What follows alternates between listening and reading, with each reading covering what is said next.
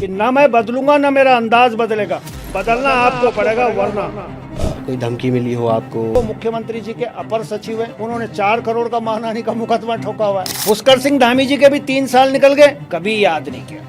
ये मुझसे मुड़ा दूंगा अपनी, अगर एक भी विधायक ऐसा बोल गया। युवा पूरे सड़कों पर है देहरादून में, भर्ती घोटाले हो रहे हैं, भू कानून की मांग कर रहे हैं, मूल निवास की मांग कर रहे हैं। अगर वहाँ लाठी चार्ज ना होता, 94 के बाद में सबसे बड़ा मैंने ये आंदोलन देखा है। कांग्रेस नेशनली भी और स्टेट के अंदर भी क्यों खत्म हो रही? आज भी वो कीपैड पे ही चल रही है। पहाड़ी वर्सेस देसी जो ऋषिकेश का चुनाव हुआ, अगर शंभू पासवान अपने आप को पहाड़ी नहीं मानता तो भुगत रहा ना। पहाड़ों में मुस्लिम गांव होते थे। कौन है ये लोग, कहाँ से आते हैं ये?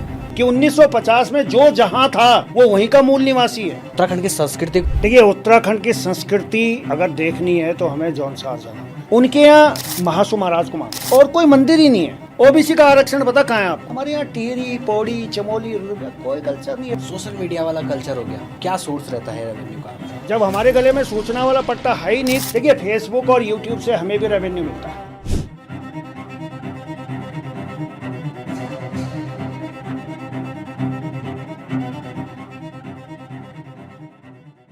नमस्कार, आप देख रहे हैं देवभूमि लाइव की विशेष पॉडकास्ट सीरीज दी पत्रकार वार्ता, पावर्ड बाय चुनाव मित्रा। इस कड़ी में आज हमारे गेस्ट हैं उत्तराखंड में डिजिटल मीडिया को नए मुकाम तक पहुंचाने वाले श्री राजेश बोगड़ा जी, जिन्हें कि आप पॉपुलरली जो जानते हैं ओलखोल बोगड़ा के नाम से जानते हैं। आज हम उनसे बात करेंगे और जानेंगे उनके बारे में। सर, सबसे पहले तो बहुत बहुत धन्यवाद, आपने बहुत महत्वपूर्ण अपना समय दिया। तो सर, मैं आपसे ये जानना चाहता हूँ कि जब लोग प्रिंट मीडिया की तरफ जा रहे हैं या फिर टीवी मीडिया की तरफ जा रहे हैं, उस टाइम पर आपने डिजिटल मीडिया का रुख किया। तो मैं ये जानना चाहता हूँ कि कैसे आप पत्रकारिता में आए और कैसे आपका जो ये पूरा जीवन में पत्रकारिता का रुझान बना, मैं वो जानना चाहता हूँ आपसे। देखिए डंगवाल जी, पत्रकार मैं कैसे बना ये खुद भी मुझे पता नहीं है, क्योंकि मैं ना तो उस टाइप का पत्रकार हूँ जो जर्नलिज्म का कोर्स करके आते हैं या टाई लगा के या टाई पहन के आते हैं। मैंने कभी ये सोचा भी नहीं था कि मैं इस लाइन में आऊँगा। मैं आपको बताऊं कि कोरोना काल चल रहा था और परिवार को चलाने की बड़ी जिम्मेवारी मेरे पास थी। तो मैंने उस दौर में 6 गाय रखी थी, यानी कि 2020 में कोरोना काल में गाय रखी थी और गाय का दूध निकालता था और दूध कुछ खुद पीता था, कुछ लोगों को दे दिया करता था, यानी कि उसका हम व्यापार करते थे एक तरह से और उससे अपना घर चलता था। फिर लगा कि यार जो उत्तराखंड की पत्रकारिता है उसको मैं बहुत पहले से देख रहा था डंगवाल जी, और काफ़ी लंबे समय से पत्रकारों को भी देख रहा था, लेकिन मुझे कहीं ना कहीं ये लग रहा था कि शायद हमारी पत्रकारिता कुछ अधूरी है, या हमारी पत्रकारिता जैसी होनी चाहिए या जहाँ तक हमें जाना चाहिए या जिन लोगों को पत्रकार की ज़रूरत है शायद हम वहाँ नहीं पहुँच पा रहे। तो मेरी कोशिश हो रही थी कि मैं इस लाइन में घुसूं कैसे, क्योंकि यहाँ ऑलरेडी सब कुछ पहले से चल रहा है, जगह कोई है नहीं यहाँ पे, कोई ऐसी वैकेंसी मुझे दिख नहीं रही थी। अच्छा, दिखती भी कैसे, मैं तो गांव का आदमी, दूध निकालने वाला आदमी, मुझे कौन रख लेता। तो हमारे एक मित्र हैं जयवीर पुंडीर जी, उन्होंने एक दिन मुझे फ़ोन करके बुलाया कि आपका इंटरव्यू करना है, जैसे आज आप पॉडकास्ट में बुला रहे हैं ऐसे उन्होंने बुलाया और एक इंटरव्यू उन्होंने करा और इंटरव्यू के बाद में इंटरव्यू चलाया उन्होंने, मैं घर आ गया। तो अगले दिन उनका फ़ोन आता है कि यार आप चैनल में काम करेंगे। तो मुझे बड़ी खुशी हुई। मैंने कहा भाई, चैनल तो मेरे लिए एक तरह से ऐसा था जैसे सपना था। मैं चाहता था कि शायद चैनल के माध्यम से ही मैं कुछ समाज को सही राह दिखा सकूं या उनके लिए काम कर सकूं, क्योंकि मेरा ये मानना है कि देखिए, समाचार पत्र हो, चाहे वो दैनिक हो, साप्ताहिक हो या पत्रिका हो, उनका एक दायरा है, एक संस्करण है। मान लीजिए देहरादून का जो अखबार छपता है वो देहरादून तक ही जाता है, लेकिन अगर हमें पूरे उत्तराखंड में मैसेज देना हो तो उसके लिए मुझे लगता है सोशल मीडिया से बढ़िया प्लेटफॉर्म नहीं है। तो मैं प्रिंट की तरफ इसलिए नहीं गया क्योंकि वो लिखना बहुत पड़ता था, वो स्क्रिप्ट होती थी, मेरे बस की वो थी नहीं, क्योंकि मैंने जितना भी अपनी इन आंखों से देखा था वो मैं इमेजिन कर सकता हूं और वो बोल सकता था। तो उनका एक मौका मुझे दिया और उसके बाद में इस लाइन में मेरा आगमन हुआ है। जैसे आपने बताया कि आप प्रिंट मीडिया में इसलिए नहीं गए क्योंकि आपको वहाँ पे थोड़ा कुछ डिफिकल्टीज दिखी। तो जब आप आज के टाइम में सोशल मीडिया पे इतने पॉपुलर हैं, बहुत सारे लोग आपको देखते हैं, फॉलो करते हैं, आप बहुत सारी ग्राउंड रिपोर्टें करते हैं, तो आपको क्या क्या समस्याएं आते हैं कि डिजिटल मीडिया में काम करना कितना आसान होता है या कितना मुश्किल होता है? क्या समस्याएं आप देखते हैं? देखिए डंगवाल जी, किसी भी संस्थान में काम करना मुश्किल और आसान आपके ऊपर निर्भर करता है। अगर आपको सामाजिक ताने बाने का अच्छा ज्ञान है, आपको नेताओं के चित्र और चरित्र का अच्छा ज्ञान है, उत्तराखंड की संस्कृति के बारे में अच्छा ज्ञान है, तो फिर तो आपके लिए उपयुक्त प्लेटफॉर्म डिजिटल है, क्योंकि यहाँ आपको अपना हुनर दिखाने का पूरा मौका मिलता है। देखिए, संस्थान में अगर आप काम करते हैं और या किसी बड़े संस्थान में, तो वहाँ कुछ मजबूरियां भी होती हैं। मान लीजिए मैंने कोई खबर बढ़िया बना दी और उसमें थोड़ा सा सरकार का विरोधाभास आ गया और मैंने अपने ऊपर भेज दी, उन्होंने कहा भाई इसमें तो नहीं चल पाएगी, तो ये कंडीशनें होती है ना। लेकिन डिजिटल में ये हमारे साथ में नहीं है। जितने भी फ्रीलांस काम करने वाले लोग हैं, कम से कम मैं ये दावे से कह सकता हूं कि उनके ऊपर अभाव, प्रभाव और दबाव तो कतई नहीं है। हाँ, घर वालों का हो सकता है कि शाम को जल्दी आ जाना, खाना खाया कि नहीं खाया, लेकिन इस तरीके का अभाव प्रभाव हमारे साथ फिलहाल तो ऐसा नहीं है। इसकी क्या वजह है कि आप लोग स्वतंत्र जो पत्रकार है, आमतौर पर हम लोग देखते हैं कि एक सवाल रहता है कि सामाजिक भी दबाव होता है, राजनीतिक भी दबाव होता है। स्वतंत्र पत्रकार होते हुए या डिजिटल मीडिया का पे आप पत्रकारिता कर रहे हैं, तो आपको क्या एडवांटेज रहती है? मतलब जैसे आपने बताया कि मैं थोड़ा लेट घर चले जाऊं तो घर का ही वो होता है, बाकी ये चीजें दिखती हैं आपको, सामाजिक या राजनीतिक दबाव दिखता है आपको इसमें? नहीं, कोई दबाव नहीं है। देखिए, दबाव हमें लेना क्यों है? सरकार से दबाव तो हम इसलिए नहीं लेते क्योंकि हम सूचना में रजिस्टर्ड है ही नहीं ना, हमारे गले में वो पट्टा तो है ही नहीं। जब हमारे गले में सूचना वाला पट्टा है ही नहीं, तो इसका मतलब हम फ्री है। लेकिन जनता का हम पे इस बात का दबाव रहता है कि भाई साहब आप टाइम पे नहीं आ रहे, भाई साहब आप हमारी खबर करने नहीं आ रहे हो। बस ये दबाव रहता है, क्योंकि उम्मीदें लोगों की हमसे बहुत ज्यादा हो जाती हैं। जब हम ग्राउंड रिपोर्ट करते हैं, एक जगह की खबर दिखाते हैं, तो उसके बाद हमारे पास बहुत सारी के फोन आते हैं। कई कई फोन ये आते हैं कि भाई साहब मेरा प्लॉट था, कोई खा गया, पैसे नहीं दिला रहा है। अब डंगवाल जी ये बताइए, प्लॉट किसी का, तो उसमें पत्रकार का क्या काम है? कोई कह रहा भाई साहब मेरी नौकरी थी, 15 दिन की तनख्वाह नहीं मिल रही है, तो मैंने कहा भाई इसमें पत्रकार क्या कर गए, तो पुलिस का काम है। ये सब लोगों की उम्मीदें हैं। उन्हें लगता है कि इस समय अधिकारी और नेता और सरकार पे अगर कोई भी दबाव बना सकता है, वो पत्रकार है। ये निश्चित तौर पे जैसे पुरानी ट्रेडिशनल पत्रकारिता जो रही है, उसमें पत्रकारों का एक अहम रोल हमेशा से रहा है, लेकिन धीरे धीरे हमने पत्रकारिता को ऐसा देखा है कि लोगों के मन में एक थोड़ा सा वो बन गया है कि यार पत्रकारिता को लोगों को थोड़ा विश्वास कम हो रहा है, चाहे वो नेशनल लेवल पे रहा हो या स्टेट लेवल या रीजनल लेवल पे भी। वहां पर जो लोकल पत्रकारिता के थ्रू आपने बहुत सारे मुद्दे उठाए, चाहे वो अंकिता भंडारी हत्याकांड में की बात हो या फिर बेरोजगारों के जो भर्ती घोटाले को लेकर जो आंदोलन हुए या तमाम मुद्दों पर, तो आप ग्राउंड पर जब रिपोर्टिंग करते हैं तो आपके दिमाग में क्या रहता है कि आपको क्या दिखाना है, किस किस तरीके से आपको जनता का पक्ष दिखाना है, तो किस माइंडसेट के साथ आप जाते हैं? नहीं, कोई भी माइंड सेट लेके मैं जाता नहीं हूँ। मेरा ये देखिए, पता नहीं भगवान ने मुझे, ऊपर वाले ने कुछ ऐसी चीजें दी हैं डंगवाल जी, मैं घर से सोच के कभी नहीं जाता हूँ। मैं इमेजिन करता हूँ चीजों को, मतलब मेरे सामने जो कुछ हो रही है उन चीजों को ही पकड़ के मैं चीजों को पकड़ता हूँ। मैं सामने वाले की बातों को पकड़ता हूँ। नॉर्मली हमारे पास ज्यादातर लोगों की समस्याएं आती है। ऐसा कुछ नहीं है कि हमने अपनी तरफ से कोई ऐसा समस्या पे कोई काम किया हो या ऐसी कोई स्क्रिप्ट बनाई हो। शायद ही मैंने कोई ऐसी कोई रिपोर्ट आज तक करी हो। मैं इस लाइन में जब से आया हूं, ज्यादातर मेरा और सीधा जनता का संबंध है, उनकी कनेक्टिविटी के आधार पे हूँ। फोन पे बात हो जाती है हमारी कि भाई साहब हमारी ये समस्या है, इतने लोग आ जाएंगे। मैंने कहा जी ठीक है, सुबह आप इतने लोग आ जाना कम से कम। बस इतनी बात होती है, बाकी माइंडसेट कुछ भी नहीं है, क्योंकि समस्या जिनकी है उनकी बात को सरलता से सरकार तक पहुंचाना, बस ये मेरे दिमाग में होता है। इसके अलावा और कुछ नहीं होता है। डर नहीं लगता आपको, क्योंकि आप बहुत गंभीर मुद्दों को भी बड़ी बेबाकी के साथ जनता के बीच में रखते हैं, अपने प्लेटफॉर्म के माध्यम से लोगों तक पहुंचाते हैं? कभी ऐसा डर लगता है आपको कि कोई धमकी मिली हो आपको या ऐसा कुछ? रंगवाल जी, जब इस लाइन में मैं शुरू शुरू में आया था तो 2021 में पहला मुकदमा हुआ था, और वो भी रंगदारी का मुकदमा मेरे ऊपर हुआ था, 10 लाख की रंगदारी का। तो शुरू भाई 2020-21 में मैं आया था, शुरू में मुझे तमगा मिल गया था। तो कहते हैं ना कि वो मुकदमा लगना मेरे लिए एक सरप्राइज था। शुरू में तो मैं डरा जब वो पहला फर्रा आया। मैंने कहा हो ये तो गड़बड़ होगी, चिंता भी बहुत हुई, बहुत लोगों से बात करी।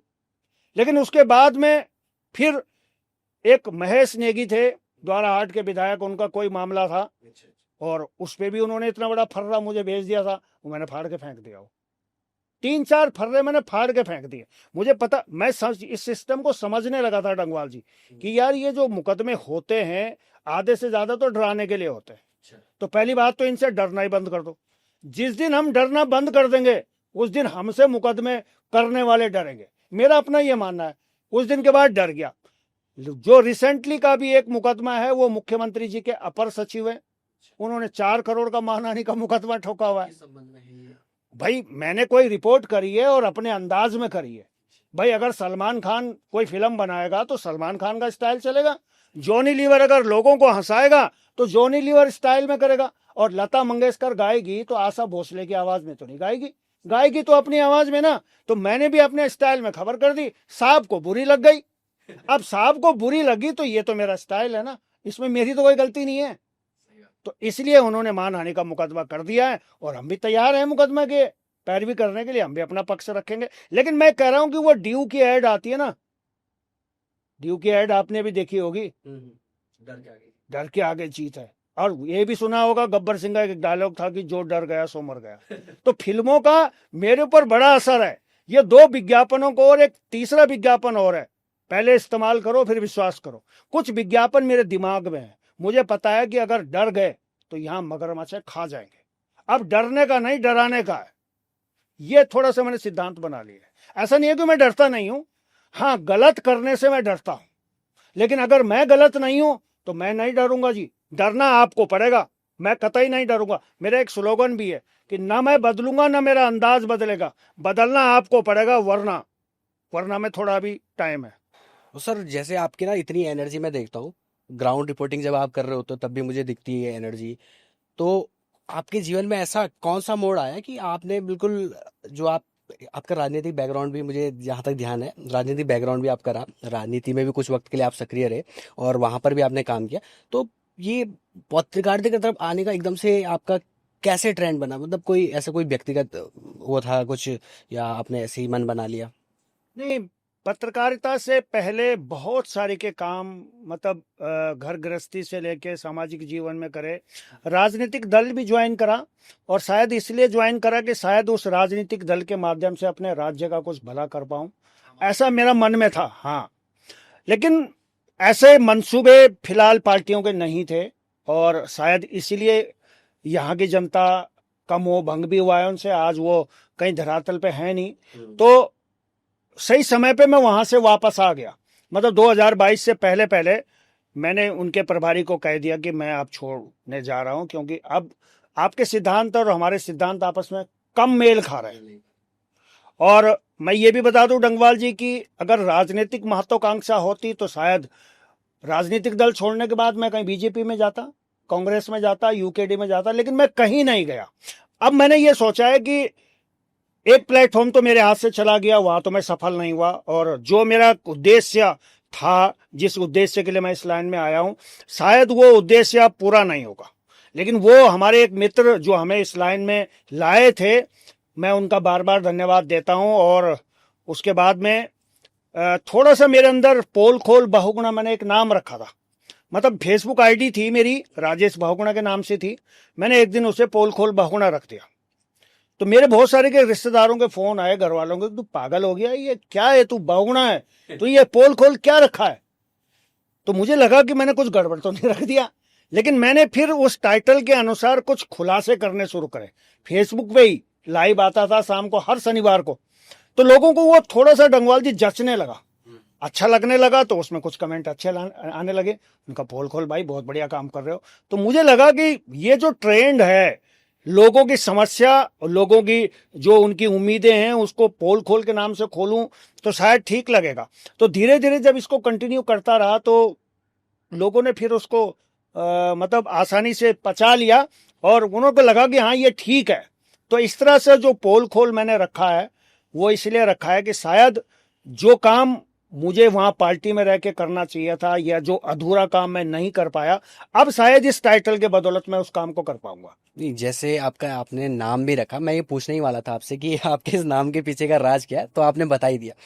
तो ये जो नाम है आपका, इसके मुताबिक आपने बहुत सारे सामाजिक मुद्दे उठाए, राजनीतिक मंचों पर भी कहीं गंभीर सवाल आपने उठाए हैं।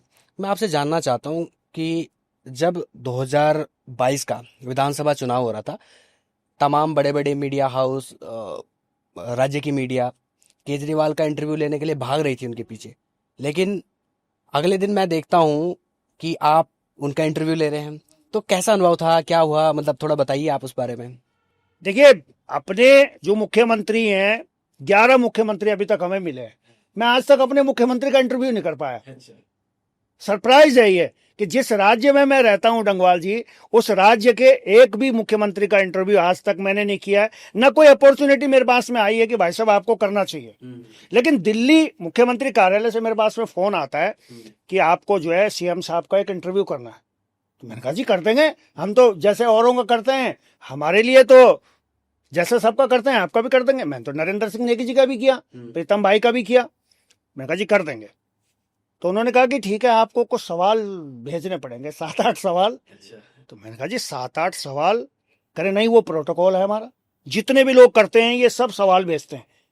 तो एकदम माथा भी ठनका। मैंने कहा जितने भी लोग करते हैं ये सवाल पे आधारित कार्यक्रम करते हैं? कह रहा हाँ प्रोटोकॉल है, वो देना पड़ेगा। टंगवाल जी मैंने मना कर दिया। मैंने कहा मेरे बस का नहीं है। अभी भी आपके बीच में जो बातचीत हो रही है ये स्क्रिप्टेड नहीं है, नहीं मैं कोई लिख के लाया हूं, ना मैं कोई पढ़ रहा हूं। और अगर आप मुझे टेलीप्रिंटर पे बिठा देंगे और कागज दे देंगे, मैं नहीं बोल पाऊंगा। मैंने मना कर दिया। मैंने कहा नहीं हो पाएगा। तो वो कहने लगे कि फिर कैसे होगा, आप हरिद्वार में आके मिलना। मैंने कहा जी मिल जाएंगे। तो हम यहाँ से 3-4 लोग चले गए। तो उन्होंने कहा कि भाई कैसे होगा, क्या पूछोगे कि आप? मैंने कहा जी क्या पूछना है, वो जन लोकपाल पूछूंगा जिसमें आपने जनता को इतना रामलीला मैदान में करे। नहीं नहीं वो बिल्कुल नहीं पूछना। अच्छा, मैंने कहा ठीक है। मैंने कहा अन्ना के बारे में पूछ लेंगे, लोग कहते हैं आपने अन्ना को धोखा दिया, करें वो भी नहीं पूछना। तो मैंने कहा फिर मैं समझ गया हूं मुझे पूछना क्या है। देखिए इतना तो ईश्वर ने मुझे दे दिया है कि मैं इमेजिन कर लेता हूं कि सामने वाले को अगर 2 पॉइंट दिए, अगर वो पसंद नहीं आ रहे हैं तो इसको मतलब इसको ये वाला ट्रैक चाहिए ही नहीं। अब मैं समझ गया। मैंने कहा जी करना क्या है? मैंने कहा समझ गया। मैंने कहा हाँ, गड़बड़ तो नहीं हो गया? अरे मैंने कहा भूल जाओ, गड़बड़ होगी। अंदर ले गए वो मुझे। तो जैसे हम बैठे हुए हैं तो यहाँ कम से कम 7-8 एसी लगा दिया। सर्दियों का टाइम था, एक एसी उधर, एक एसी इधर, एक इधर। एसी नहीं, वो हीटर माफी चाहूंगा, और चालू कर दियो। मुझे तो गर्मी लगने लगी। देखो हम तो पहाड़ी आदमी है, हमें तो नहीं लगती इतनी सर्दी। मैंने कहा भाई मुझे तो गर्मी लग रही है, तुमने हीटर क्यों लगा दिया? करे नहीं सीएम साहब बिना हीटर के तो बैठते ही नहीं है। भाई हो सकता है कि उन्हें सूट करता हो, मैं उनको ये नहीं कह रहा हूं कि वो बुरा है। देखिए उनका अपना आचरण है, उनका अपना शरीर है, शरीर की अपनी बनावट है, हमारी अपनी है। तो तब मैंने वो इंटरव्यू किया था। इधर कर्नल साहब बैठे हुए थे, इधर अरविंद केजरीवाल जी बैठे हुए थे, इधर मैं बीच में बैठा हुआ था। और एक सिंगल आईडी मेरे पास में है जो आज भी है। कभी मैं इधर घुमाऊं, कभी मैं इधर घुमाऊं, कभी मैं इधर घुमाऊं। बस इस तरह से वो कार्यक्रम हुआ। लेकिन मैं फिर कह दूं डंगवाल जी, बहुत लोगों के इंटरव्यू मैंने करे हैं, लेकिन उसमें सबसे मेरे लिए सरप्राइज मुख्यमंत्री अरविंद केजरीवाल था। मैं अरविंद केजरीवाल को नहीं मानता हूं, मैं मानता हूं उस पद को और उस गरिमा को कि एक मुख्यमंत्री कार्यालय से हमें फोन आता है, और एक मुख्यमंत्री हमारे यहां भी है। एक क्या, हमने तो 11 दे दिए। चलो उस समय तो मैं नहीं था, अब तो हूं। पिछले 6 सालों से मैं इस लाइन में हूं। लेकिन आज तक ना तो त्रिवेंद्र रावत जी के टाइम पे मैं इस लाइन पे आया था। उसके बाद तीरथ सिंह रावत जी आए, को तो चलो खैर कोई बात नहीं, कम समय के लिए रहे, लेकिन रहे ना। पुष्कर सिंह धामी जी के भी 3 साल निकल गए, कभी याद नहीं किया। कभी कभी लगता है कि ये जनता हमें इतना प्यार करती है, हमारे साथ सेल्फी भी लेती है, क्या हम इतने भी निकम्मे हो गए कि सीएम कार्यालय कभी हमें आमंत्रित नहीं करता? आपने भी तो आमंत्रित किया हमें। इसकी वजह ऐसा तो नहीं है कि आप तीखे सवाल पूछते हो, कहीं आपको ऐसा लगता है कि आपसे सरकारें अब थोड़ा सा खौफ खाने लगी है, डरने लगी है कि वो सवालों का जवाब देना नहीं चाहते, या वो भी इस फॉरवर्ड में चाहते हैं कि आप क्वेश्चन लिख के भेजो? नहीं, वो तो अगर प्रोटोकॉल सीएम का है, भाई सीएम तो वो भी है, सीएम यहाँ भी है। प्रोटोकॉल अगर सीएम का है कि सवाल लिख के भेजने हैं, तो मैं मानता हूं कि भाई वो तो होगा। लेकिन तरीका उसका भी तो निकला है ना। तरीका तो सब चीजें निकल जाएंगी। वो बात अलग है कि देखिए बहुत सारी के, ये बात मैं सच कह रहा हूं कि मैंने जिस तरह से लोगों के मुद्दे उठाए हैं वो आज भी मेरे जहन में। और कभी मुझे सीएम साहब का इंटरव्यू करने का निमंत्रण मिला या ऊपर वाले ने मिलवा दिया, तो वाकई में मेरे जहन में ये सवाल है कि भाई पुलिस ग्रेड पे का जो मामला चल रहा था, सीएम साहब ने घोषणा करी थी, आज तक क्यों नहीं मिला? दिल्ली में न्यूनतम मानदेय 18,000 है, वो लेटर आज भी मेरे पास है। तो हमारे यहाँ 10,000 और 5,000 8,000 में लोग नौकरी क्यों कर रहे हैं? न्यूनतम मानदेय 18,000 क्यों नहीं मिल रहा है? शायद हो सकता है कि यही वो सवाल है जिनकी वजह से अभी तक उस द्वार पे मेरी एंट्री नहीं हुई है। या तो मैं इन सवालों को फ्लिप कर दूं, बदल दूं, कौन बनेगा करोड़पति की तरह। उन्होंने कहा सवाल पसंद नहीं है, सवाल बदल दीजिए। तो ये कोई डंगवाल जी खेल तो नहीं है पत्रकारिता। ये वो मुद्दे हैं जो मैंने उठाए हैं, और अगर मैं अपने सीएम साहब के पास बैठूंगा तो मैं उन्हीं मुद्दों पे बात करूंगा जो मैंने उठाए हैं, और जो अधूरे हैं। जो पूरे हो गए हैं उनकी बधाई दूंगा, और जो पूरे नहीं हुई हैं वो तो पूछूंगा ना मैं सीएम साहब से कि ये कैसा होगा। नहीं, अभी तक आपने जैसे बहुत सारी रिपोर्टें करी है, आपको कोई ऐसी रिपोर्ट याद है जिससे कि आप मानते हैं कि ये मेरे लिए बहुत बड़ी अचीवमेंट है? केजरीवाल जी का इंटरव्यू एज अ मुख्यमंत्री आपने बताया कि वो एक बड़ा इंटरव्यू मान सकते हैं। उसके अलावा कोई ग्राउंड रिपोर्ट ऐसी जो आपको कवर करने के बाद बड़ा गर्व फील हुआ हो कि यार मैं बहुत लकी हूँ कि मैं इस मुद्दे को उठा पा रहा हूँ, इस मुद्दे को आगे ले जा पा रहा हूँ, तो ऐसी कोई रिपोर्टें आप? ऐसी एक रिपोर्ट मेरे पास में आई थी डंगवाल जी, एक किरण बडोला थी, उनकी 2 बेटियां थी, एक 15 साल की और एक 13 साल की। वो 6 नंबर में एक जंगल में झोपड़ी बना के रह रही थी, और बरसात का टाइम था, और वहां लाल मिट्टी है, कीचड़ वाली मिट्टी, और वो सारी उनकी प्लास्टिक का तिरपाल टूट के उनके अंदर जा रहा था। तो एक दीदी है मेरी, 6 नंबर पे रहती है, उन्होंने मुझे बुलाया कि भाई तू ही कुछ कर सकता है इसमें। लेकिन जब मैं वहां गया तो मैंने देखा, मैंने कहा ओ भगवान, ये बडोला परिवार कैसे रह रहा है? बाहर से आके लोग झुग्गियां बना के, पक्के मकान बना के, धौंस जमा के रह रहे हैं। और मैंने कहा ये किरण बडोला होते हुए भी, मैंने कहा इस कंडीशन में रह रही है। ऐसे तो हमारे यहाँ जानवर भी नहीं रखते, हमारे यहाँ अगर भैंस भी रखते हैं, गाय भी रखते हैं, तो पक्का फर्श है उनका भाई। वो उस कीचड़ में रह रही, सामान बिखरा पड़ा हुआ, अंदर चूहे सांप। मैंने वो रिपोर्टिंग करी, और मैंने कहा ये किरण बडोला है, और देखो किस हाल में है। आज मैंने रिपोर्टिंग करी, कल मेरे पे जितने भी बडोला हैं उनका फोन आया कि भाई साहब वो परिवार कहाँ है। मैंने उनको एड्रेस बताया, वो वहां पहुंचे, और वहीं उसी जगह पे उन्होंने 250 पे अपना पैसा इकट्ठा करके उसके लिए मकान बनाया, 2 कमरे का सेट बनाया। तो अब उनके पास में पक्का मकान है। तो ये मैं मतलब इसको एक पावर भी मानता हूं। सोशल मीडिया में इतनी ताकत है कि अगर हम अपनों को याद करें तो अपने आते हैं, और उन्होंने वो आज भी उसका मकान बना हुआ है, बेटियां खुश हैं, कम से कम पक्का मकान तो मिल गया। तो इस तरीके की चीजें हैं, कुछ होती हैं पूरी, कुछ नहीं होती हैं, कुछ उपलब्धियों में आ जाती हैं, कुछ सपना रह जाती हैं। तो फिलहाल तो अभी सफर जारी है, उपलब्धि ज्यादा है नहीं मेरी, क्योंकि मैं पीछे मुड़ के बहुत कम देखता हूं कि यार मैंने जो काम करा वो हुआ नहीं हुआ, क्योंकि फॉलोअप मैं कम करता हूं। अच्छा, फॉलोअप करने का टाइम भी नहीं है, यहाँ तो समस्याएं इतनी है। आज ही 20 फोन आ गए, यहाँ आना है, यहाँ आना है। कल जो 20 आए थे उनमें फॉलोअप करने जाना, तो मैं कैसे करूंगा? मैं ये मानता हूं कि फॉलोअप करना सरकार का काम है रंगवाल जी, एक पत्रकार का काम फॉलोअप करना नहीं है। भाई पत्रकार ने आज खबर कर दी, सरकार तक पहुंच गई, सरकार लेना उसका संज्ञान। पत्रकार ही फॉलोअप करता रहेगा, पत्रकार ही हल कराएगा, तो सरकार तुम्हारी जरूरत क्या है? तुम्हारी क्या जरूरत है? इतना बड़ा विभाग है, इतना करोड़ों अरबों रुपए का बजट है, वो हमें दे दो ना, हम अपना आप करते हैं। फिर सरकार की जरूरत क्या है? अगर सरकार है तो उन्हें संज्ञान लेना चाहिए, बस इतना ही है। सरकार की जैसे आप बात कर रहे हैं कि आपका जो रोल है, आप अपना रोल जो मान रहे हैं वो मान रहे हैं कि हमारा मुद्दों तक, सरकार तक पहुंचाना है, उन मुद्दों को उठाना है, जनता की आवाज को पहुंचाना है। तो कई बार ऐसा भी होता है कि बार बार सड़कों पर युवा दिखते हैं, सड़कों पर महिलाएं दिखती हैं, उसके बावजूद भी सरकारें कुछ नहीं कर रही होती हैं। अभी हालिया एक मामला आप देख रहे हैं, मूल निवास भू कानून को लेकर चल रहा है। इससे पहले मैंने एक और चीज देखी कि ऋषिकेश में आप उस पूरे इलेक्शन को ग्राउंड में कवर कर रहे थे, और बहुत ही क्लोज तरीके से आप उस पर रिपोर्ट कर रहे थे। मैं आपसे ये जानना चाहता हूँ सबसे पहले कि ये चल क्या रहा है, मतलब ये ग्राउंड पे एक्चुअल में हो क्या रहा है? ये क्या रियली सच्चाई है कि कोई ऐसा मुद्दा बन रहा है कि यहाँ के लोग अपने हकों के लिए उठ रहे हैं, या कोई पीआर प्रैक्टिस हो रही है? देखिए रंगवाल जी, 2 तरीके के लोग होते हैं। एक तो वो लोग होते हैं जो सिर्फ अपना फायदा देखते हैं, आंदोलनों में भी आते हैं तो अपने फायदे के लिए आते हैं, आंदोलन भी करवाते हैं तो अपने फायदे के लिए करवाते हैं। मेरी ये दोनों आंखें बड़ी बारीकी से इस चीज को देखती है। और मेरा साफ तौर से यह कहना है कि भाई अगर आपके आंदोलन से राज्य को फायदा है तो मैं आऊंगा कवर करने, और अगर राज्य को फायदा नहीं है तो आपके प्रमोशन के लिए मैं क्यों आऊं। और ऐसा नहीं है कि आपके प्रमोशन के लिए और चैनल नहीं है, बहुत सारे के संस्थान है भाई, उनसे प्रमोशन कराइए। और यहां जज भी मैं ही हूं, वकील भी मैं ही हूं, और अदालत भी मेरी है कि मैं तय करूंगा कि अगर ऋषिकेश में धरना हो रहा है तो मैं तय करूंगा इसे दिखाना है या नहीं दिखाना है। पिछली बार नरेंद्र नगर विधानसभा में बड़ा पंगा हो गया, मैं एक खबर करके लाया, मैंने चलाई नहीं। अगले दिन उसका फोन आ गया कि भाई साहब आपने खबर चलाई नहीं। मैंने कहा जी मेरी मर्जी, चलाऊं ना चलाऊं, मुझे तो ये खबर लग रही है कि ये प्लांटेड खबर है। उसने वो रिकॉर्डिंग करी है और फेसबुक पे डाल दी। अब आप समझिएगा कि हम लोगों की खबर करने भी जाएं, लेकिन अगर हमें लगे कि नहीं चलानी चाहिए, इस खबर में कुछ और है, जबरदस्ती प्लांट कराइए, तो फिर यह आरोप है कि भैया तुमने तो पैसे खा लिए होंगे वहां से।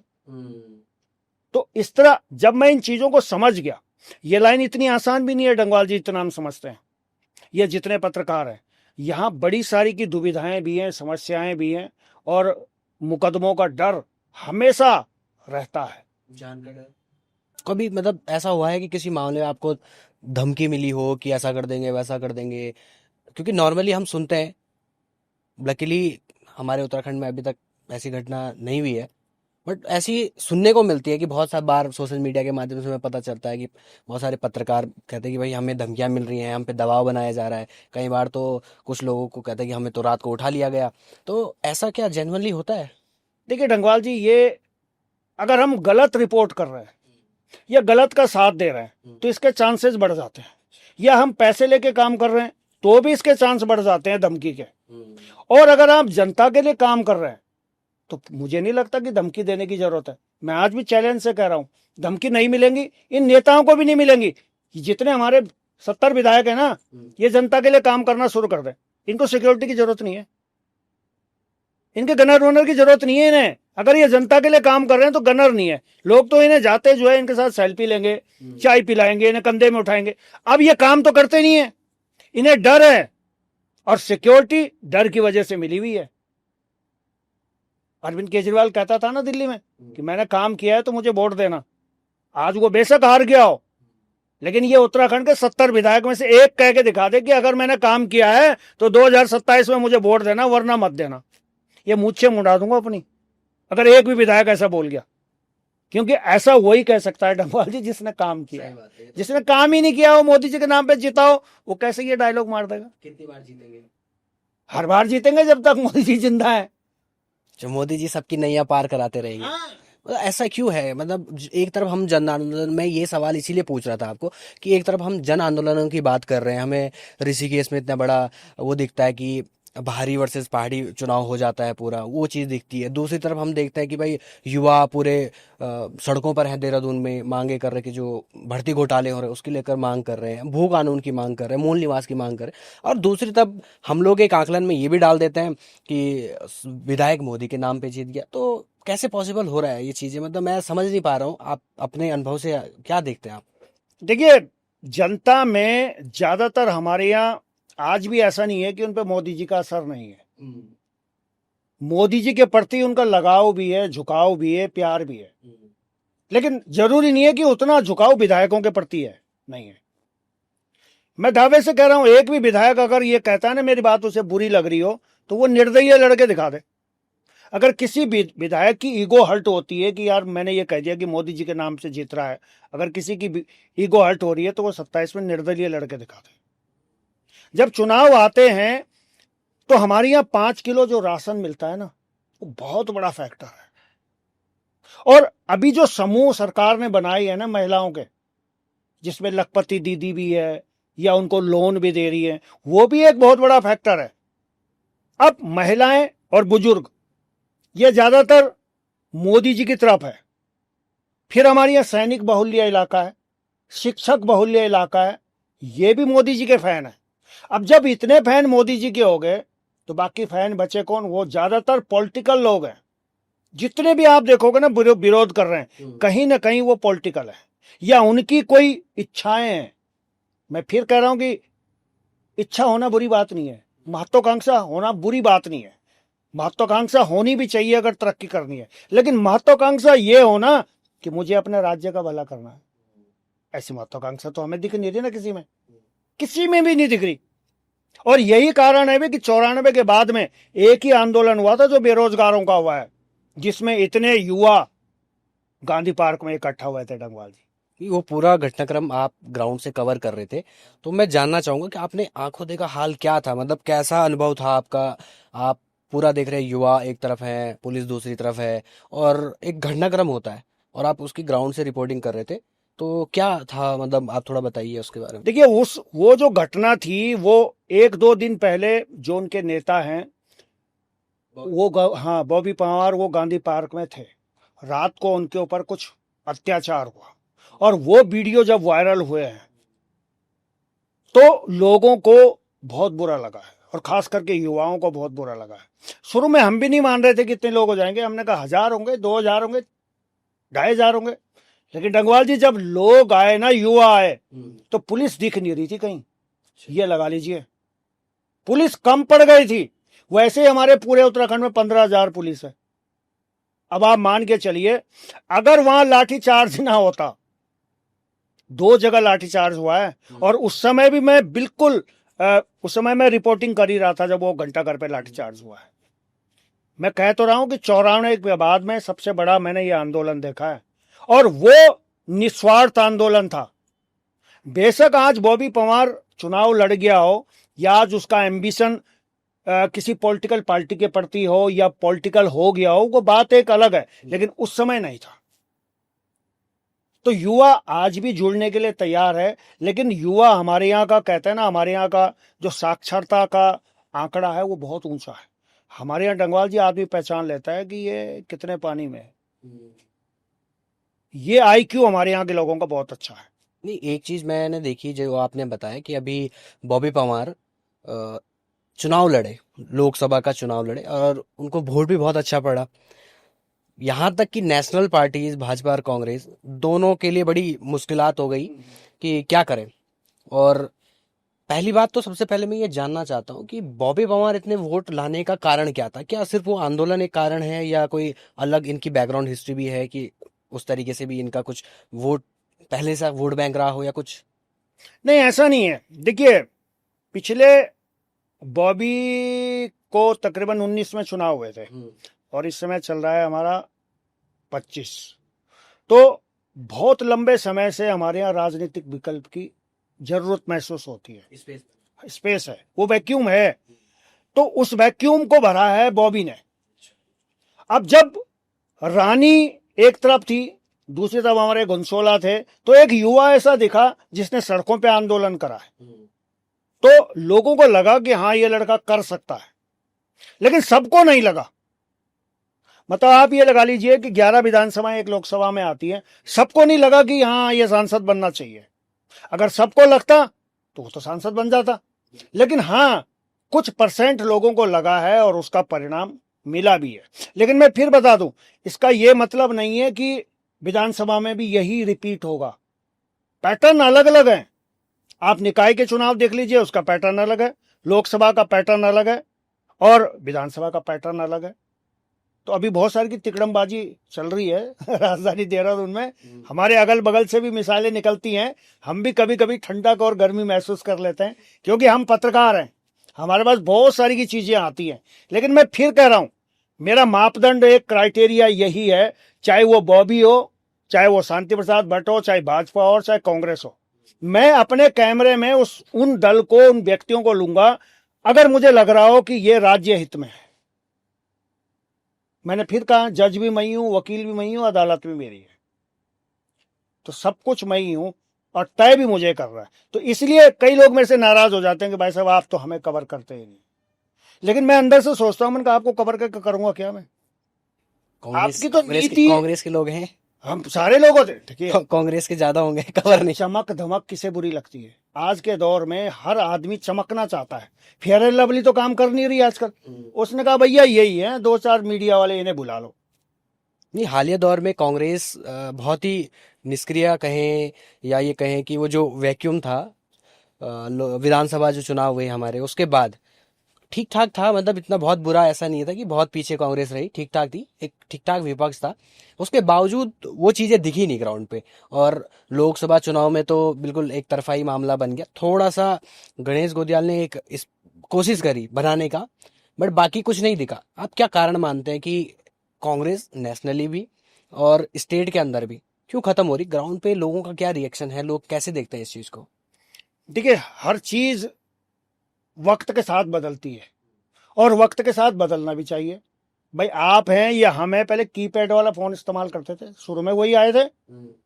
तो क्या आज हम कीपैड वाला फोन इस्तेमाल कर रहे हैं? नहीं कर रहे। आज तो हम एंड्रॉयड पे आ गए। यही हाल कांग्रेस का है, आज भी वो कीपैड पे ही चल रही है।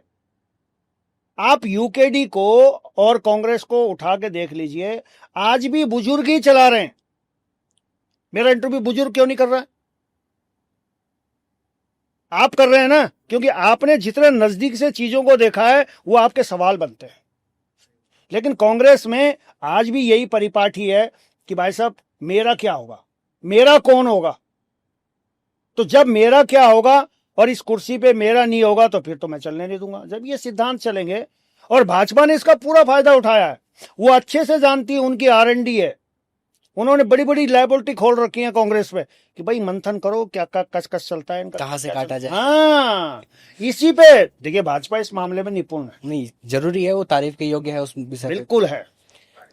नहीं, आप अब जैसे ग्राउंड पे ना हालिया दौर में, मतलब पिछले 4-5 सालों से एक और चीज दिख रही है ग्राउंड पे।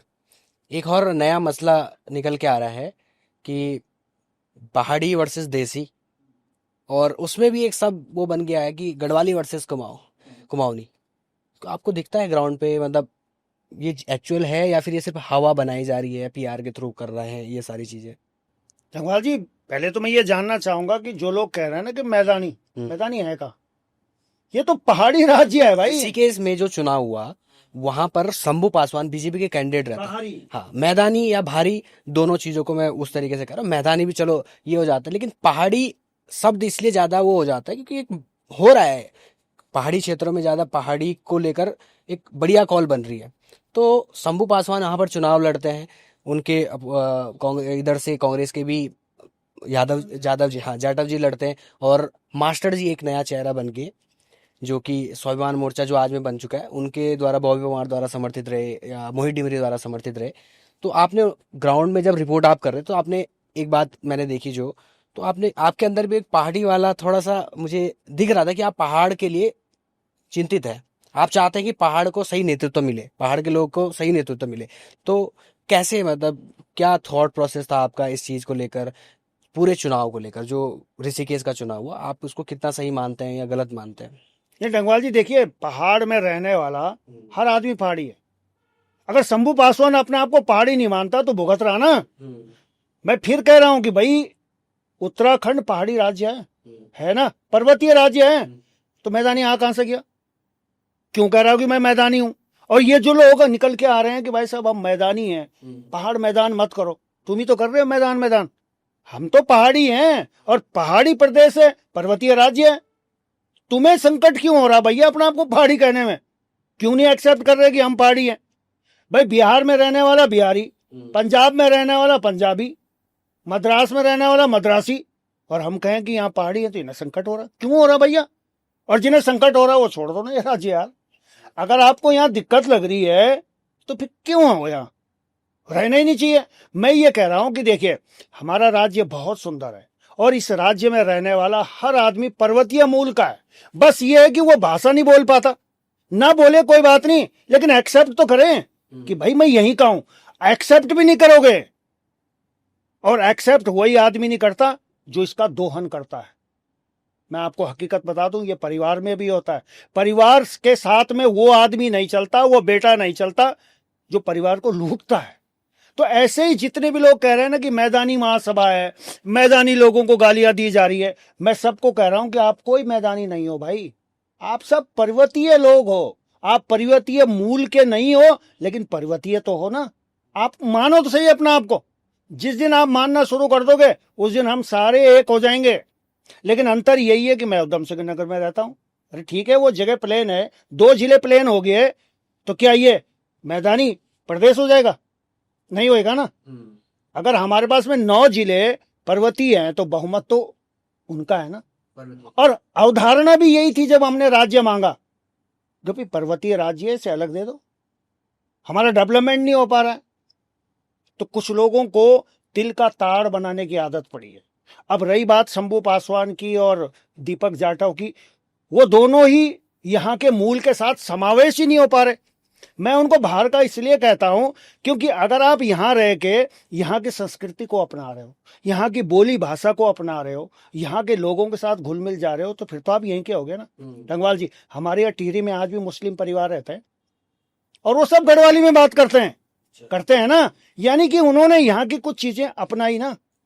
जब उन्होंने चीजें अपनाई तो हमें अपनाने में क्या दिक्कत है? नहीं, लेकिन ये बात भी तो विवाद ही बन जाता है। अभी मैं सोशल मीडिया पे देख रहा था कि एक मुस्लिम लड़की है, वो वीडियोस बनाती है, वो गढ़वाली बोलती है, तो वहां पर भी अब एक सवाल बनने लग गया है कि आप मुस्लिम पहाड़ों में कैसे आए। तो थोड़ा सा मैं ये जानना चाहता हूँ इस चीज के पीछे का कॉन्टेक्स्ट, कि पहाड़ी वाकई में कोई पहाड़ों में मुस्लिम गांव होते थे या? हाँ, बिल्कुल हैं, आज भी हैं भाई। एक बात सुनो, अगर मुस्लिम गढ़वाली बोल रहा है तो गढ़वाली तो हमारे किसी पाठ्यक्रम में है ही नहीं, सिखाई नहीं जाती, उसने कहां से सीख ली? और अगर इतनी आसान है गढ़वाली सीखना तो फिर शंभू पासवान क्यों नहीं सीखा? वो तो 1983 में यहां आ गया था। आप समझ रहे हो? ये सब हमारे यहाँ फर्क किसका पड़ता है? संगत का असर पड़ता है, रहन सहन का फर्क पड़ता है। उन मुस्लिमों ने भी किससे सीखी होगी? जो वहां पहाड़ी रहते थे ना, जब वो उनके बीच में रहा होगा तभी तो सीखी। और शंभू पासवान भी अगर 83 से टिहरी में ही रहता, ये भी सीख गया होता। लेकिन ये भाई तो नीचे आ गया प्लेन में, ऋषिकेश में, सीखता कहां से ये? तो ये है रहन सहन का और संगत का बहुत असर पड़ता है। लेकिन आज भी पुराने लोग जो मुस्लिम है या कोई अन्य जातियों के भी, अभी एक छाबड़ा जी हैं, सरदार हैं, गढ़वाली बोलते हैं वो, क्योंकि वो रहे हैं उनके बीच में। और अगर कोई भी आदमी गढ़वाली बोल रहा है, इसका मतलब उसने कुछ तो अपनाया ना हमारे प्रदेश का। सिख गांव का भी जिक्र आता है इधर, बताते हैं कि कोटद्वार के पास में कोई सिख गांव है, पौड़ी के क्षेत्र में लगता है। वैसे ही मुस्लिम गांवों का भी जिक्र आता है। लेकिन सवाल अब ये हो जाता है कि अगर ये लोग यहीं के हैं, यहीं रहे वो लोग, और शंभू पासवान फिर यहाँ आके अगर 83 में वो आके रहे हैं, तो किसको बाहर का कहा जाए, किसको यहाँ का मूल निवासी कहा जाए? ये भी तो एक बड़ा संकट हो गया। नहीं, हम नहीं कहेंगे किसी को मूल निवासी। भाई संविधान ने और कानून ने 1950 जो एक लाइन दी है ना कि 1950 में जो जहां था वो वहीं का मूल निवासी है। अब वो जो मुस्लिम पहाड़ में रह रहे हैं, अगर वो 1950 से यहां रह रहे हैं और उनकी यहां जमीनें हैं तो उनका मूल निवास भी बना होगा। क्योंकि डंगवाल जी, हमारे यहाँ जो मूल निवास बनता था ना, उसका आधार ही जमीन के दस्तावेज होते थे, वो फर्द के आधार पे बनता था। अस्थाई प्रमाण पत्र नहीं, अस्थाई प्रमाण पत्र तो घोषदे के भी बन जाएंगे, फर्जी भी बन जाएंगे। लेकिन उस दौर के 83 के, क्योंकि मेरा भी मूल निवास प्रमाण पत्र बना हुआ है, अगर आज आपको मूल निवास प्रमाण पत्र बनाना है तो देहरादून से नहीं बनेगा। आपको आप मूल निवास नहीं, फर्ज करो सरकार खोल देती है, तो आपको अपने मूल गांव जाना पड़ेगा जहां आपके पिताजी की और आपके दादाजी की जमीन है। अगर उस फर्द में आपका नाम होगा तो आपका मूल निवास बन जाएगा। और अगर शंभू पासवान 1983 में यहां आया था तो उसने मूल निवास क्यों नहीं बनवाया? पहला सवाल, क्या उस पर मूल निवास प्रमाण पत्र है? अगर नहीं है तो इसका मतलब उसके बाप दादा और उसकी कोई जमीन ही नहीं थी। मूल निवास का आधार ही वही है। और मूल निवास का आधार कानून यह कहता है कि 1950 में जो जहां था, अगर 1950 में शंभू पासवान बिहार था तो वो बिहार का ही मूल निवासी है, यहां का नहीं है। और अगर मैं 1950 में पंजाब था, मेरा जन्म वहां है, वहां हमारी जमीनें हैं, तो हम वहीं के मूल निवासी हैं। बस इतनी सी बात तो है। क्यों नहीं समझ में आ रही लोगों को? और ये बात डंगवाल जी आप और मैं थोड़ा करें, ये तो कानून में है भाई, ये तो लॉ में है कि 1950 में जो जहां था वहां का मूल निवासी है। लोगों को तकलीफ ये हो रही है कि जब हमारा राज्य बना ना, उसके बाद में जो बाढ़ आई है ना यहाँ लोगों की, उल्टे सीधे जो लोग घुसे हैं और जिस तरह से इन्होंने यहाँ दोहन करना शुरू करा है, दिक्कत इन लोगों को हो रही है। 1994 से पहले के जो लोग हैं यहाँ, वो एक भी नहीं कह रहा होगा कि भाई साहब बाहर के कह रहे हैं हमें, हम तो बड़े दुखी। क्यों बोलेगा वो तो यहीं का है। जो लोग बाहर से आके बस गए ना, यहाँ रायपुर के बगल में सपेरा बस्ती है, कौन है ये लोग, कहाँ से आते हैं ये? और सरकार कहती है इनके लिए हम अध्यादेश लाएंगे मलिन बस्तियों के लिए, इनको पक्का करवाएंगे। क्यों पक्का करवाएंगे भाई? इन्हें तुम्हारे रिश्तेदार हैं वो, ये इनके कोई हैं वो परिवार के लोग, क्यों करवाएंगे? एक बात सुनो, हमारा राशन खा रहे हो, हमारा पानी पी रहे हो, तमाम सब्सिडी खा रहे हैं हमारी, क्यों क्यों इतना लोड सरकार ले रही है? क्यों पक्के करवाना भाई? तो मैं इस पक्ष में कतई नहीं हूं। मैं ये मानता हूं कि जो भी अवैध रूप से रह रहा है उसको हाथ जोड़ के बस में बिठा के भेज देना चाहिए उसके राज्य में जहां का वो मूल निवासी। ये तो वो साबित करे मैं यहां का मूल निवासी हूं। एक ही पैमाना है कि भाई मूल निवासी कहां के हो, आप साबित कीजिए।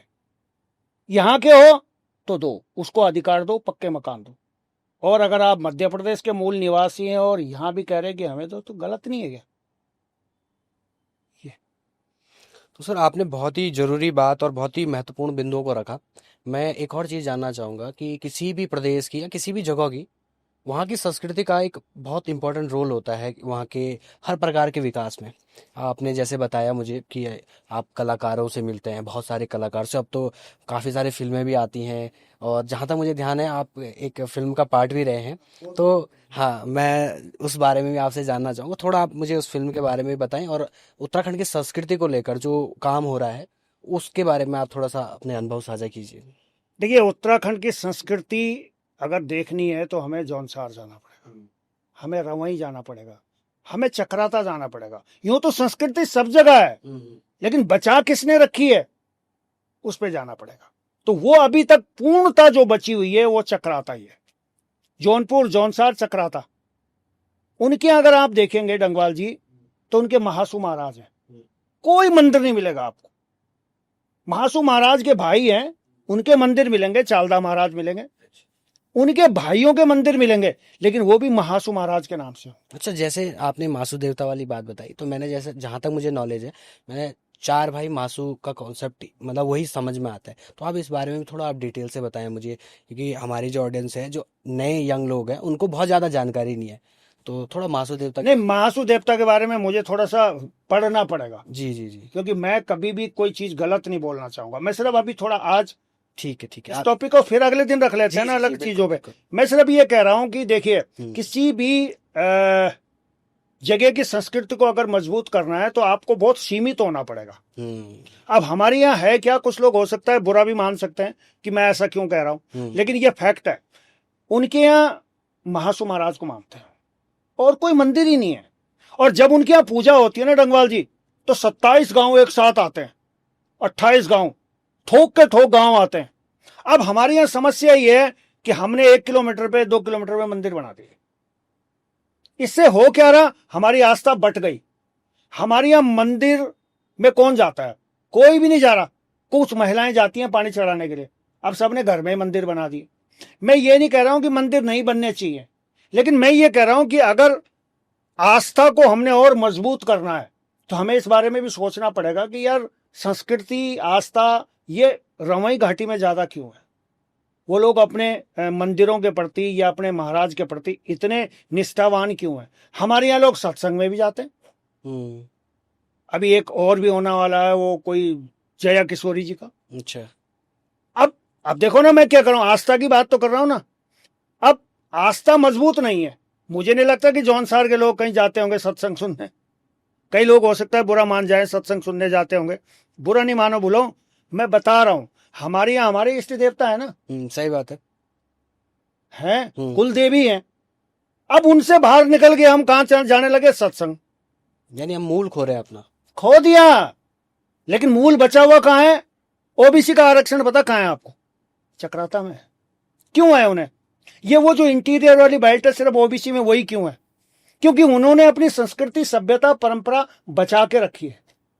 हमने तो खो दी और आगे बढ़ा रहे। हाँ, हम तो डीजे को बुलाते हैं, अपने ढोल दमाऊ भी नहीं बुलाते। उन्होंने कहा हट डीजे वाले भैजी जरा गाना लगा दे, और एक टांग इधर और एक टांग उधर। ये नहीं है कल्चर। उनके यहाँ तांदी लगती है और कोई नहीं बोलता उन्हें कि लाइन में खड़े हो जाओ, अपने आप लाइन में खड़े हो जाते हैं। उधर बुजुर्ग नाच रहे हैं, इधर महिलाएं नाच रही हैं, इधर बच्चे नाच रहे हैं। किसने सिखाया उन्हें ये? तो ये होता है अपना कल्चर। हमारे यहाँ टिहरी, पौड़ी, चमोली, रुद्रप्रयाग कोई कल्चर नहीं है भाई। एक वो नाक में नथुली पहन ली, वो कल्चर नहीं है। सोशल मीडिया वाला कल्चर हो गया। दिखाना है वो, चाहे वो किराए की मंगा के पहन रहे हो, बस दिखाना है। लेकिन आप जौनसार में जाइएगा, किराए की नहीं मिलेंगी। सही बात, वहां अपनी है उनकी। तो हम जितना अपनी चीजों को बचा के रखेंगे ना, उतना वो लंबा चलेंगे। समृद्ध होंगी। हाँ, समृद्ध होंगे। बुरा नहीं मानना, बोलो कि मैंने ऐसा कहा है, मुझे अपने हर जिले से लगाव है, लेकिन जहाँ की चीज अच्छी होगी वो बोलना नहीं, नहीं। वास्तविकता आप बतौर पत्रकार ग्राउंड पे चीजें देखते हैं तो निश्चित तौर पर आपका ये हक बनता है कि आप जहां पर आपको लगे जनता के लिए आप इतना संघर्ष करते हैं, तो ये भी आपका हक बनता है। और एक और चीज मैं आपसे, जैसे आप बता ही रहे थे कि कल्चर वाली बात है, तो मैं यहीं पे इस पे ये जानना चाह रहा हूँ कि एक तो आपकी फिल्म वाली बात रह गई, वो भी आप मुझे बताइए। तो और दूसरी मैं ये जानना चाहूंगा, लोक गायक जो हमारे हैं या लोक कलाकार है, उनके साथ आपकी बातचीत होती है तो उनकी क्या समस्याएं रहती हैं, क्या आप देखते हैं, वो कैसा अनुभव रहता है? देखिए, लोक कलाकार बहुत से, जब मैं शुरुआत में आया था तो मैंने सबके इंटरव्यू करे। उसमें नेगी जी का भी करा है, प्रीतम भाई का भी करा है, अनिशा रांगड़ का भी करा है, मतलब छोड़े मैंने कोई नहीं। लेकिन जब मैंने बहुत नजदीक से देखना शुरू करा, इन्हें टटोलना जिसे कहते हैं, कि यार मैं तो सबका इंटरव्यू कर रहा हूँ, सब मुझे अच्छे अच्छे लग रहे हैं, सब बढ़िया लग रहे हैं, जब मैंने इनका योगदान ढूंढना शुरू करा कि यार राज्य के प्रति भी इनका कोई योगदान है, कहीं ना कहीं आदमी सोचता है ना, तो वहां पे मुझे बहुत कम कलाकार मिलता है। नेगी जी को हमने भी देखा है, आज उनकी उम्र कितनी हो गई, आज भी उन्होंने मूल निवास बुकानन के लिए कॉल कर एक वीडियो बनाया। डंगवाल जी, कितने कलाकारों ने बनाया होगा वीडियो? नहीं ना। क्यों नहीं बनाया होगा पता है? इसका एक बहुत बड़ा कारण है, क्योंकि हमारे कलाकार पक्के कलाकार हैं। पक्के कलाकार कौन से वाले होते हैं? तो किसी से नहीं बिगाड़ते, उन्हें पक्का वाला कलाकार कहते हैं, क्योंकि उन्हें भाजपा के भी कार्यक्रम में जाना है, उन्हें कांग्रेस के भी कार्यक्रम में जाना है, उन्हें सरकारी कार्यक्रम में भी जाना है। अब अगर वो सरकार के खिलाफ चले जाएंगे तो एक तो सरकार नाराज, दूसरी भाजपा नाराज, दो तो गए ना हाथ से। अब कांग्रेस के भरोसे वो चल ही नहीं पाएंगे, क्योंकि वो तो विपक्ष में। तो यहां हम लालची हो गए, कि भैया अगर हमने मूल निवास भूकानून में बोल दिया या कोई गाना बना दिया तो सरकार तो हमें काम देगी नहीं। और हम कह रहे हैं कि अगर आप कलाकार हो तो काम के मोहताज क्यों हो? अगर आप कलाकार हैं तो फिर काम के मोहताज क्यों हो? और अगर आप काम के मोहताज हो तो फिर कैसे कलाकार हो? दोनों चीजें हैं ना। कलाकार को काम की क्या जरूरत है? वो तो इतना काम मिलता है उसे। अरे सरकारी तो नहीं बुलाएगी, 1 करोड़ 30 लाख की आबादी हमारी, वो तो बुलाएगी, लेकिन रिस्क नहीं लेते, डरते हैं। इसलिए गब्बर सिंह ने कहा था जो डर गया सो मर गया, ऐसे नहीं कहा था उस समय। जी। अच्छा सर, जैसे आपने बताया कि सरकार का दबाव रहता है, वो भी इकोनॉमिकल पॉइंट ऑफ व्यू से, यानी कि पैसे के वजह से कलाकारों पर भी दिखता है, मीडिया हाउसेस पर भी दिखता है, और जो विभिन्न तरीके की जो संस्थाएं हैं उन पर भी दिखता होगा। अब जैसे आपने अपने लिए स्वतंत्र रूप से कार्य करने के लिए आप इस फील्ड में आए हैं, तो युवाओं के लिए मोटिवेशन के तौर पे मैं आपसे ये जानना चाहता हूँ कि आप जिस ये फील्ड सोशल मीडिया के थ्रू आप आजीविका रेवेन्यू के किस तरीके से रेवेन्यू अपने लिए करते हैं, कि ताकि मैं स्वतंत्र रूप से इधर उधर आ जा सकूं, लोगों के मुद्दे उठा सकूं, तो क्या सोर्स रहता है रेवेन्यू का आपका? देखिए डंगवाल जी, इसको थोड़ा सा मैं इस तरह से कहूंगा कि देखिए, हमारा जो मीडिया और ब्रॉडकास्ट वाला जो कंटेंट है ना, ये आसान नहीं है। और इसी फील्ड में वो ब्लॉगर भी काम कर रहे हैं, यूट्यूबर भी काम कर रहे हैं, उनके लिए हार्ड नहीं है। वो गाली भी दे देंगे, टू कर देंगे ना, लेकिन हम तो गाली भी नहीं दे सकते, टू तो बात की बात है। ये वाला हमारा जो कंटेंट है वो बहुत कठिन है, और इसी से हमें पैसे भी कमाने हैं। तो आदमी हमारे यहाँ कम आता है, हमारे यहाँ वही आता है जो पागल है। पागल समझ रहे हो? राज्य के लिए पागल है, व्यवस्थाओं से परेशान है, वो आता है इस लाइन में। और जिसको इस प्लेटफॉर्म से, यूट्यूब से पैसा कमाना है, फेसबुक से पैसा कमाना है, वो तो ब्लॉगिंग कर रहा है। बहुत सारे के ब्लॉगर हैं और उनके फॉलोअर हमसे भी ज्यादा हैं, तो वो पैसा हमसे ज्यादा कमा रहे हैं, क्योंकि यूट्यूब में 2000 रुपये $1 मिल जाता है। अब हमारी खबरों को देखने के लिए तो आदमी भी हमारे जैसा होगा ना, जो व्यवस्थाओं से परेशान होगा, जिसको कीड़ा होगा कि आज क्या हुआ होगा वहां, वही देखेगा ना। बाकी का जो यूथ है वो आज भी अनुराग डोभाल के पीछे पड़ा हुआ है, आज भी वो सौरभ जोशी को देखता है। वो बेचारा खाना ही तो खिलाता है घर पे, बच्चों को घुमाता है। कोई बड़ी उपलब्धि उसने भाई ने कर दी है उत्तराखंड के लिए, या किसी को इंसाफ दिला दिया? अब बताओ, 19 मिलियन है शायद उसके, 30 मिलियन हो गए। अब सौरभ जोशी के 30 मिलियन हो गए और मेरे बाल निकल गए सारे, मेरे 4,36,000 ही है। और दिन रात लोगों की समस्या उठा रहा हूं। अंतर देख रहे हो? जो आदमी हंसी कर खिला के, खाना बना के, खाना खा के 30 मिलियन पहुंच गया, और हम लोगों की समस्या उठाते उठाते भी 1 मिलियन नहीं पहुंच पाए। तो भूलो, ये गलती मेरी थोड़ा है, ये आपकी गलती है। इन्हें भी तो जागना पड़ेगा। नहीं नहीं, निश्चित तौर पे आप सही बात कह रहे हैं कि जो जनता के मुद्दे उठाते हैं उनको सपोर्ट करना चाहिए हम लोगों को, और आगे बढ़ाने की जितने भी हम लोग एंड से कोशिश हो सकती है। आप एक लाइक करना होता है, आपको एक सब्सक्राइब करना होता है, और आपके मुद्दे और आपकी बातों को आगे पहुंचाया जाता है। एक चीज और थोड़ा इसमें रह गई थी, आपने रेवेन्यू वाली बात करी थी डंगवाल जी। देखिए, फेसबुक और यूट्यूब से हमें भी रेवेन्यू मिलता है, और अब तो खैर बहुत कम हो गया है। पिछले 1 या 1.5 साल से तकरीबन ये लगा लीजिए कि पहले हमें 10,000 व्यू पे $1 मिल जाता था फेसबुक पे। यानी कि हमारी वीडियो अगर 10,000 लोगों ने देख ली थी तो $1 हमें 90 रुपए हो गए थे। लेकिन अब 40,000 पे $1 है, 60,000 पे $1 है। और हम लोगों को बार बार अपने दर्शकों को यही कहते हैं कि यार फॉलो करो, क्योंकि आप फॉलो करोगे, आप देखोगे तो हमारी इनकम होगी। अब हम इनकम इसलिए थोड़ा कह रहे हैं कि मुझे बेटी की शादी करनी है भाई, इसलिए फॉलो करो, कभी नहीं कहते ना। हम इसलिए आप फॉलो करने के लिए कहते हैं, चाहे आप हो, चाहे हम हो, या हमारे जैसे जितने भी क्रिएटर हैं, वो इसलिए फॉलो करवाते हैं ताकि यार आप देखोगे तो हमें इनकम होगी, हमें इनकम होगी तो हम लोगों की और समस्या उठा पाएंगे। कोई घंसाली बुला रहा, जाए कैसे, पैसे तो है ही नहीं। तो इसलिए हम लोग कहते हैं, हम वाले लोग नहीं है कि भाई आपने फॉलो किया और फॉलो करने से हमें कोई लॉटरी लग जाएगी। सिर्फ मकसद डंगवाल जी एक ही है कि आपके एक फॉलो करने से अगर मैं टीरी पहुंचता हूं या डंगवाल जी घंसाली पहुंचते हैं तो आपको तो फॉलो कर देना चाहिए। लोग तो पैसे लेते हैं कि भैया हमें सहयोग करो। कुछ लोगों ने सत्यहिंदी.com है, उसने तो पैसे, वो तो 400-500 रुपए लेता। आप मेरी खबर तभी देख पाओगे जब आपको 400 रुपए दोगे। कम से कम हम अपने दर्शकों से सिर्फ एक ही गुजारिश तो करते हैं, फॉलो करते हैं। अच्छा, देखते हैं वो बहुत अच्छे हैं, देखते सब हैं। अलग अलग स्रोतों से हमें भी पता चल जाता है यार कि किस किस स्रोतों से हमारी वीडियो वायरल हुई है, लेकिन जब उसमें हम देखते हैं तो लोग फॉलो कम करते हैं। उर्वशी रौतेला को इतने लोग फॉलो करते हैं। अब मैं तो यही नहीं समझ पाया, परसों वो कह रही थी कि बद्रीनाथ में मेरा मंदिर है, फिर गाली भी दे रहे हैं उसे। एक तो फॉलो भी कर रहे हैं, फिर उसे गाली भी दे रहे हैं। तो डंगवाल जी, हम वाकई में, अगर हमें उत्तराखंड के लोगों को सशक्त बनाना है, सरकारों को सशक्त बना दिया हमने 25 साल, अब लोगों को मजबूत करना है। और वो लोग, जो लोग उत्तराखंड के लिए काम कर रहे हैं, चाहे आप हों, चाहे मैं हूं, और चाहे हम दोनों जैसे कितने भी लोग हों, उन्हें मजबूत कीजिए। कल वो आपको ही मजबूत करेंगे। कल आप ही के क्षेत्र में कोई घटना होगी तो सबसे पहले फोन हमें तो करते हैं। सही बात। हम अपने लिए नहीं मांग रहे बाबू कि हमने मोटरसाइकिल लेनी है, जरा फॉलो कर दो। कभी बोला मैंने ऐसा?